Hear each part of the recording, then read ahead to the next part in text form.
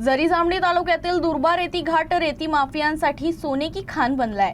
इथं रात्रंदिवस बिनधास्तपणे अवैध रेती उपसा सुरू असून प्रशासन मात्र डोळे बंद करून बसलाय। यवतमाळ जिल्ह्यातील झरी जामणी तालुक्यात अवैध रेती उत्खननाचा मोठा प्रकार समोर आला आहे। दुर्बा रेती घाटावर रात्रंदिवस सुरू असलेल्या या ब्रेकलेस उत्खननामुळे पर्यावरणाचा हास्य होत असून शेतकरीही अडचणीत सापडले आहेत।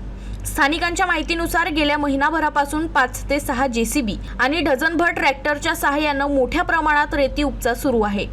दिवसा उघडपणे आणि रात्री हायमास्ट लाईट लावून सुरू असलेल्या या कारवायांमुळे प्रशासनाच्या भूमिकेवर प्रश्नचिन्ह उपस्थित होत आहेत। बेसुमार उत्खननामुळे नदीपात्र 15 ते 20 फूट खोल गेल्याचा दावा केला जात असून त्यामुळे काठावरील शेतजमिनी धोक्यात आल्या आहेत। विहिरींनीही तळ गाठल्यानं शेतकरी संकटात सापडले आहेत। दरम्यान महसूल आणि पोलीस विभागाकडून कोणतीही ठोस कारवाई होत नसल्यानं मॅनेज असल्याचा आरोप नागरिकांकडून केला जात आहे।